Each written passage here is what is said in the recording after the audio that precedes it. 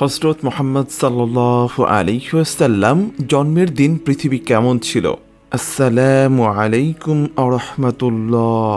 যখন চারিদিকে অন্যায়, অবিচার, দ্বন্দ্ব, সংঘাত, সন্ত্রাস, নৈরাশ্য আর হাহাকার বিরাজ করছিল, ঠিক এমন সময় মানবতার মুক্তির দিশারি, সর্বশ্রেষ্ঠ মহামানব ও সর্বশেষ নবী হযরত মুহাম্মদ সাল্লাল্লাহু আলাইহি ওয়াসাল্লাম সারা জাহানের হেদায়েতের জন্য আবির্ভূত হলেন। রাসূল সাল্লাল্লাহু আলাইহি ওয়াসাল্লাম হলেন বিশ্ব মানবতার জন্য আল্লাহর এক অনন্য রহমত স্বরূপ প্রেরিত। মহান আল্লাহ তাআলা ঘোষণা করেছেন, আমি তোমাকে প্রেরণ করেছি বিশ্ব জগতের জন্য বিশেষ রহমত স্বরূপ। কিন্তু হযরত মুহাম্মদ সাল্লাল্লাহু আলাইহি ওয়াসাল্লাম জন্মের দিন কি পৃথিবী অন্য সব দিনের মতোই স্বাভাবিক ছিল? ঠিক কি ঘটেছিল ওই দিন পৃথিবীতে? এমন প্রশ্ন আমাদের অনেকের মনেই জেগে ওঠে। চলুন এই প্রশ্নগুলোর উত্তর জেনে আসি। রাসূল সাল্লাল্লাহু আলাইহি ওয়াসাল্লামের জন্মের সময় নাকি ফেরেশতাদের সাথে শয়তানের তুমুল ঝগড়া হয়।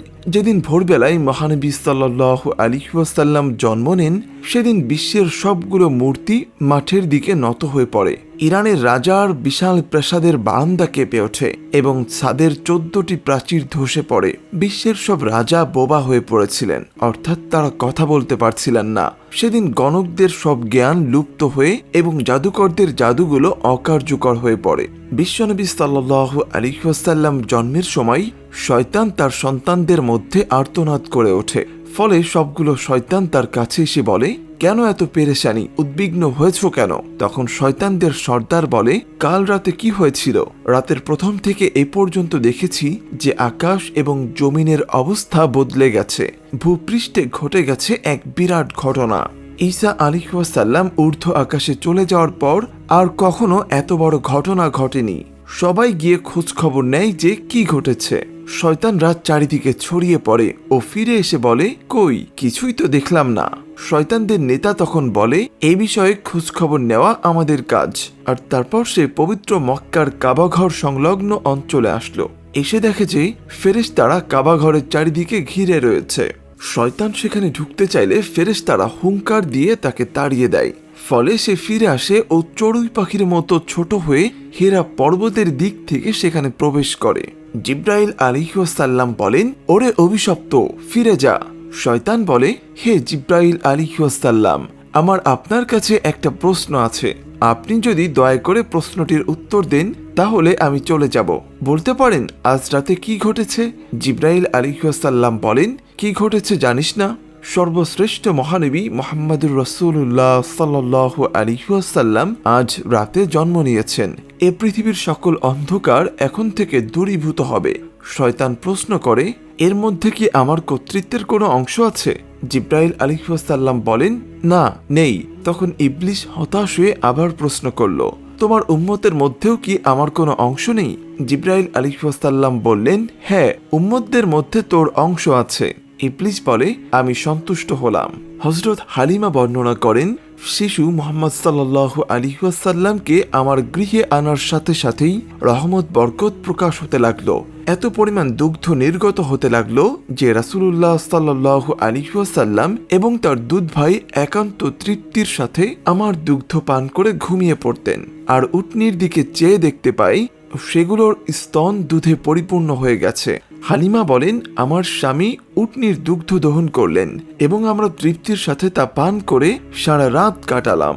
দীর্ঘদিন পর এটাই প্রথম রাত। সেদিন আমরা শান্তিতে ঘুমিয়ে পড়লাম। আমার স্বামী বললেন, হালিমা, তুমি খুব সৌভাগ্যবান। তুমি এমন শিশু নিয়ে এসেছ যা বরকতের আধার।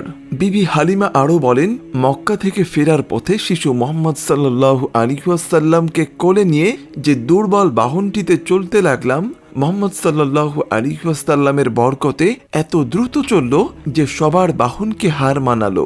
আমার সাথে মহিলারা বলতে লাগলো, এটা কি সেই দুর্বল সাওয়ারি যার উপর আরোহণ করে তোমরা প্রথম এসেছিলে?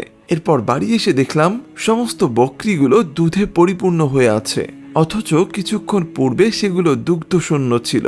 হযরত হালিমা আরো বর্ণনা করেছেন, তিনি কখনো শিশু মুহাম্মদ সাল্লাল্লাহু আলাইহি ওয়াসাল্লামকে উলঙ্গ অবস্থায় রাখতেন না, কারণ যদি তিনি তা করতেন সাথে সাথে আল্লাহর রাসূল সাল্লাল্লাহু আলাইহি ওয়াসাল্লাম চিৎকার করে কাঁদতেন, যতক্ষণ পর্যন্ত না তার শরীরের উপর চাদর টেনে দেওয়া না হতো। সুবহানাল্লাহ। বিবি হালিমা আরও বলেন, শিশু মুহাম্মদ সাল্লাল্লাহু আলাইহি ওয়াসাল্লামের গৃহে থাকাকালীন কখনো উভয় স্তন থেকে দুগ্ধ পান করেননি। সবসময় তিনি একটি স্তন থেকে দুগ্ধ পান করতেন, সে অপরটি সে তার দুধ ভাইয়ের জন্য রেখে দিতেন। ন্যায়বোধের এমন দৃষ্টান্ত পৃথিবীতে খুবই বিরল। সত্যি এটা একটা মহামানবের পক্ষেই সম্ভব হতে পারে। শিশু মুহাম্মদ সাল্লাল্লাহু আলাইহি ওয়াসাল্লামের দ্রুত বর্ধনশীল দৈহিক অবস্থা একটি লক্ষণীয় বিষয়। 2 মাস বয়সের সময় তিনি অন্যান্য শিশুদের সাথে হামাগুড়ি দিতেন। সবাই অবাক হয়ে গিয়েছিল এবং আশ্চর্যের বিষয় হলো মাত্র 3 মাসের সময় দেয়াল ধরে হাঁটতে লাগলেন আল্লাহর রাসূল। আর যখন 5 মাস বয়স হলো, তখন যেখানে অনেক শিশু বসতেও পারে না, আল্লাহর রাসূল বিনা অবলম্বনে দ্রুত হাঁটতে শিখলেন এবং 8 মাস বয়সের সময় তিনি কথা বলতে সক্ষম হলেন, যা পৃথিবীর ইতিহাসে বিরল ঘটনা। দোজাহানের সম্রাট রাসূলুল্লাহ সাল্লাল্লাহু আলাইহি ওয়াসাল্লাম অতি শৈশবকাল থেকেই একান্তভাবে পাক সাফ থাকতেন। সাধারণত তিনি কখনো বিছানায় প্রস্রাব পায়খানা করতেন না, যে পর্যন্ত না বিবি হালিমা তাকে দাঁড় করিয়ে প্রস্রাব পায়খানার জন্য প্রস্তুত করতেন। মহানবী সাল্লাল্লাহু আলাইহি ওয়াসাল্লাম সর্বকালের সর্বশ্রেষ্ঠ মহামানব। তার জন্মে গোটা বিশ্বে আলোড়ন সৃষ্টি হয়েছে বিপুল উৎসাহ ও উদ্দীপনা। তার অসাধারণ চারিত্রিক মাধুর্য ও অনুপম ব্যক্তিত্বের স্বীকৃতি দিয়ে পবিত্র কোরআনে আল্লাহ তাআলা ইরশাদ করেন, তোমাদের জন্য আল্লাহর রাসূলের মধ্যে রয়েছে উত্তম আদর্শ।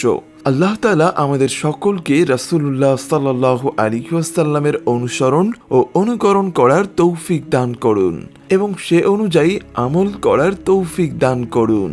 আমিন।